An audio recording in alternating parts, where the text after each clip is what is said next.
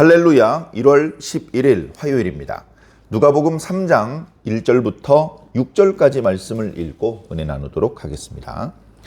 디베료 황제가 통치한 지 15해, 곧 본디오 빌라도가 유대의 총독으로, 헤롯이 갈릴리의 분봉왕으로, 그 동생 빌립이 이두레와 드라고니 지방의 분봉왕으로, 루사니아가 아빌레네의 분봉왕으로, 안나스와 가야바가 대제사장으로 있을 때에 하나님의 말씀이 빈 들에서 사가랴의 아들 요한에게 임한지라.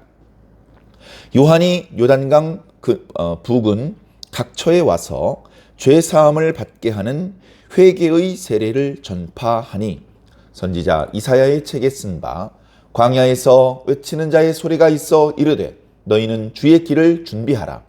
그의 오실 길을 곧게 하라. 모든 골짜기가 메워지고 모든 산과 작은 산이 낮아지고 굽은 것이 곧아지고 험한 길이 평탄하여질 것이요 모든 육체가 하나님의 구원하심을 보리라 함과 같으니라. 아멘. 누가복음 드디어 이제 3장으로 접어들었습니다. 이제 그동안은 이제 복음서의 시작, 세례자 요한이 태어나고 또 예수님께서 태어나시는 말씀, 그리고 바로 어저께 묵상했던 내용은 예수님께서 약 12살쯤 되셨을 때 있었던 일화에 대한 말씀이고요. 자, 이제 3장부터는 본격적으로 세례자 요한이 우리가 잘 알고 있는 그 세례자 요한으로서의 활동을 시작하는 이야기입니다.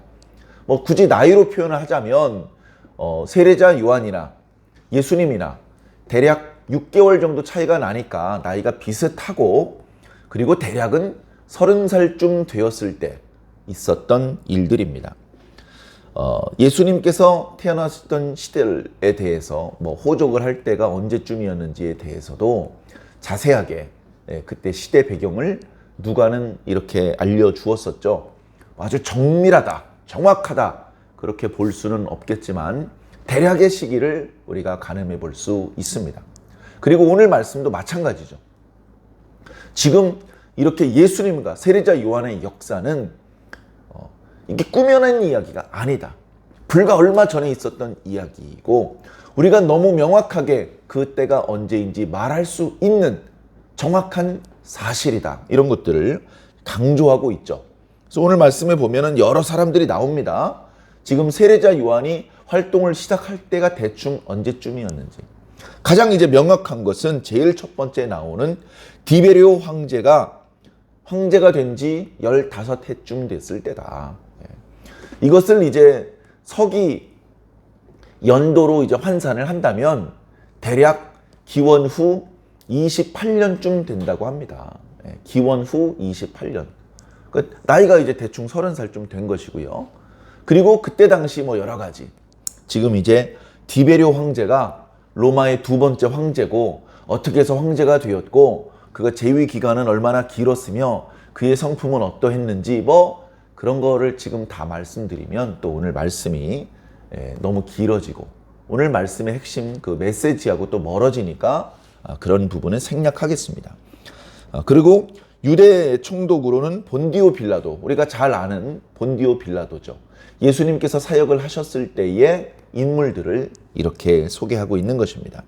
그리고서는 이제 헤롯이 갈릴리의 분봉왕으로, 정확히는 헤롯 안디바죠. 그 다음에 그의 동생 빌립이 이두레와 드라고니, 그러니까 예수님께서 태어나실 당시에 헤롯 왕이 죽으면서 3명의 아들이 그 헤롯 대왕이 이렇게 지배하던 그 땅을 3덩어리로 나누어서 다스리게 되었습니다. 그래서 이스라엘 사람들의 그 사는 지역을 기준으로 본다면 북쪽의 갈릴리 지방을 다스리던 헤롯이 헤롯 안디바입니다. 그리고 이제 이스라엘 그 유다 이쪽을 다스리던 왕을 이제 헤롯 아그리빠고요. 또 헤롯 빌립은 조금 떨어진 곳을 이제 다스리고 있었습니다. 뒤에 이제 헤롯 빌립의 이야기가 또 나와요. 헤롯 안디바가 헤롯 빌립의 아내, 그 아내를 좋아해가지고 그 아내를 데리고 옵니다. 자기 아내하고 이혼을 하고 그 동생의 아내하고 결혼을 합니다. 그것 때문에 이제 세례자 요한이 너는 부정한 사람이다 이렇게 비난을 하는 그런 일들이 있거든요. 그런 시대적인 배경. 그 다음에 2절에 보면 안나스와 가야바가 대제사장으로 활동하던 시대였다.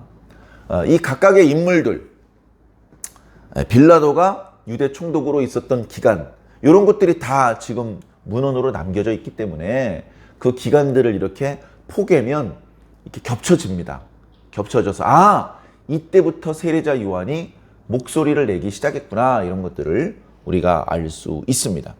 자, 2절에 보면 대제사장이 안나스와 가야바 두 사람이 소개가 되고 있어요. 누가 대제사장이냐? 이때는 예외적으로 대제사장이 2명이었느냐? 뭐 여러 가지 생각해 볼 수 있죠. 근데 기록을 보면 안나스가 전임 대제사장입니다. 아직 죽지 않았어요.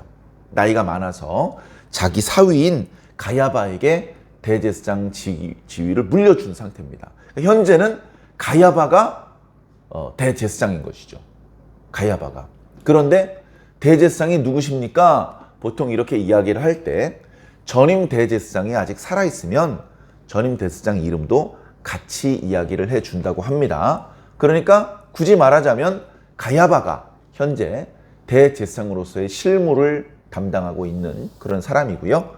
그리고 독립적인 정부 기구를 그렇게 만들 수는 없지만 유대인 자치를 하는 그런 상황 속에서 최고 의결 기관이 공회인데, 공회 이름이 사내들인 공회죠. 거기 공회의 수장이 대제사장입니다. 자, 이제 그런 상황이고요. 근데 2절 말씀에서 특이한 거는, 자, 뒤에 보면 하나님의 말씀이 요한에게 임했다. 이게 이제 오늘 말씀의 핵심이에요. 하나님의 말씀이 요한에게 임했다. 자, 이 표현은요, 구약의 선지자들이 선지자로서의 사명을 시작할 때의 모습을 떠올리게 하는 그런 표현입니다. 우리가 많은 선지자가 있지만 지금 얼른 떠오르는 게, 예를 들면 예레미야 선지자 같은 경우, 주 여호와의 말씀이 내게 임하여 이르시되, 이러면서 예레미야 1장이 시작되잖아요. 주 여호와의 말씀이 임하시면서 선지자가 시작되는 겁니다. 신학교에서 졸업장을 받으면서 목사 안수를 받으면서 그게 아니고요. 하나님의 말씀이 임하는 겁니다. 하나님의 말씀은요, 받고 싶어하는 사람들이 있습니다. 세상 모든 사람이라고 할 수는 없겠지만 하나님의 말씀을 직접 이렇게 받고 싶은 사람들이 더러 있는데, 받고 싶다고 받을 수 있는 게 아닙니다. 하나님의 말씀은 말씀에 어떤 주도권이 있어요. 말씀 쪽에. 그래서 심지어 별로 받고 싶은 생각이 없는 사람에게도 말씀이 쑥 들어갈 수도 있는 것입니다.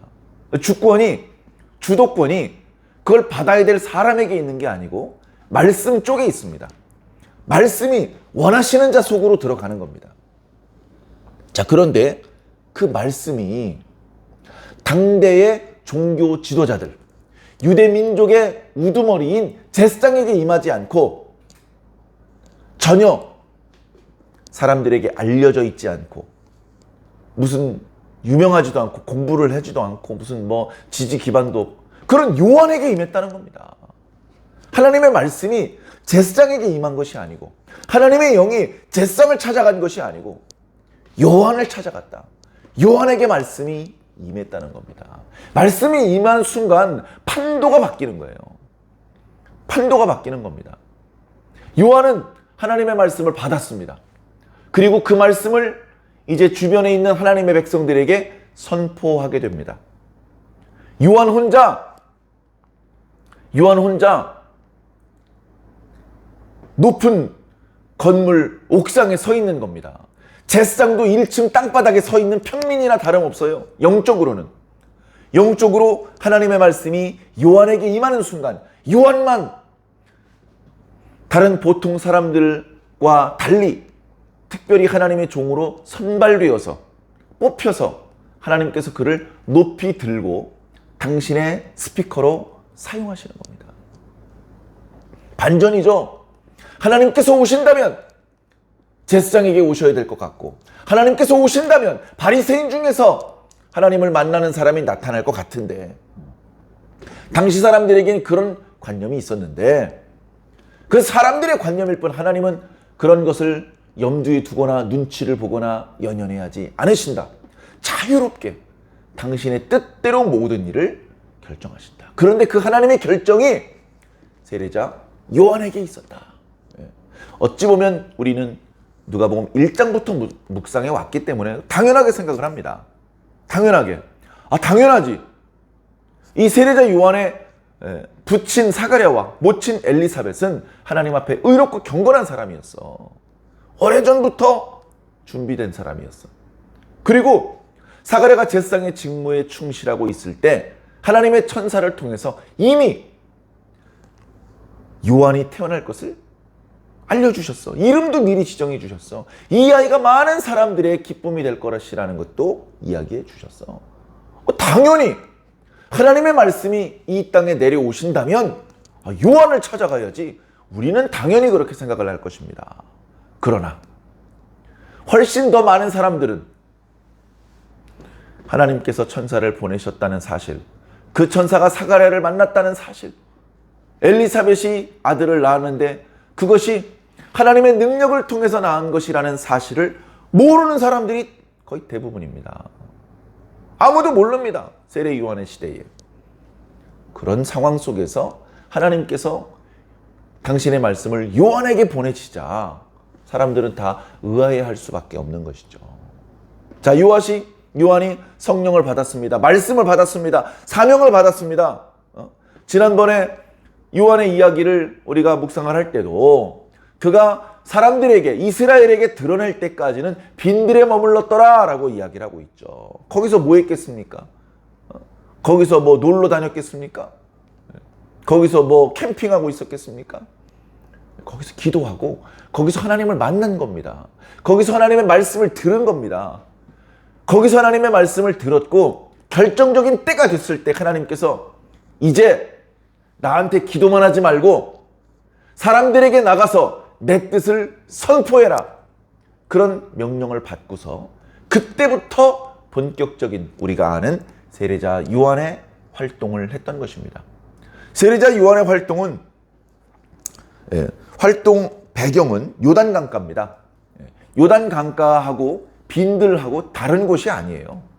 요단강가에 빈들에 그 주변을 다니면서 요단강이 남북으로 길게 흐르는 강이기 때문에 딱 한 군데 고정되어서 활동했다기보다는 강 이쪽 편에서 강 저쪽 편에서 하류에서 상류에서 그 일대를 왔다 갔다 하면서 거기서 두 가지 일을 했습니다.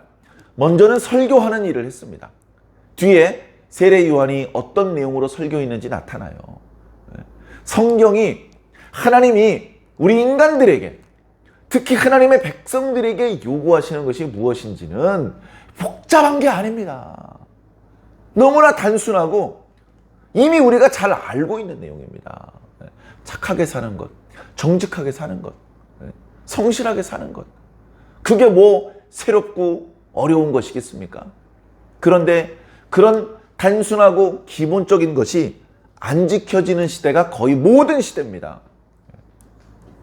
이 시대에도 세례자 요한을 통해서 그것을 말씀하셨습니다. 그렇게 그 당연한 내용들을 이야기하게 함으로 해서 사람들의 마음속에 찔림, 양심의 찔림을 느끼게 했고, 그리고 그렇게 세례자 요한의 이야기를 듣고 보니까 아이고, 내가 지금 제대로 사는 게 아니구나. 내가 신앙적으로, 윤리적으로, 그리고 우리가 어쨌든 이렇게 하나님을 믿는 백성이라고 스스로 자부하고 있는데 이거 나 이방인이나 다름없이 살고 있었네 하면서 하나님 앞에 부끄러움과 죄송함을 느끼게 만들었습니다.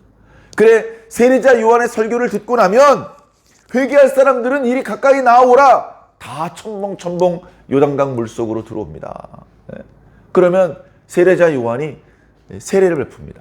그 세례는 물론 이렇게 머리에 물방울 몇 방울 떨어뜨려 드리는, 요즘 장로교회에서 하는 세례의 의식과는 다르게 침례교회에서 하는 것처럼 전신을 물속에 이렇게 빠졌다 올라오게 하는 것이죠. 전신을.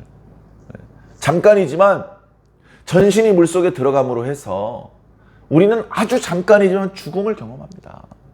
죽음을. 무척 번거롭긴 하지만 그런 의미에서는 우리 장로교회에서 베푸는 세례의식보다는 침례교회에서 베푸는 세례의식이 좀 더 경험적으로 과거에 세례자 요한이 베풀었던 그 세례의식에 가까운 것 같아요. 자, 그러나 어찌되었건 그렇게 세례자 요한이 베풀었습니다. 무슨 뭐 의식이 있고 신청서를 받고 끝나면 증서를 나누어주고 그런 뭐 없었지만 영적인 힘은 오늘 우리들의 시대에 베푸는 세례와 방불한 더 뜨거운 감동과 은혜가 있었던 그런 세례였습니다. 심지어 당시에 이미 세례라고 하는 문화가 있었어요. 세례라고 하는 문화가 있었는데 이 세례는 유대인들은 받지 않습니다. 그러면 이 세례라는 문화는 누구를 위한 문화였느냐? 유대인이 아닌 이방인들.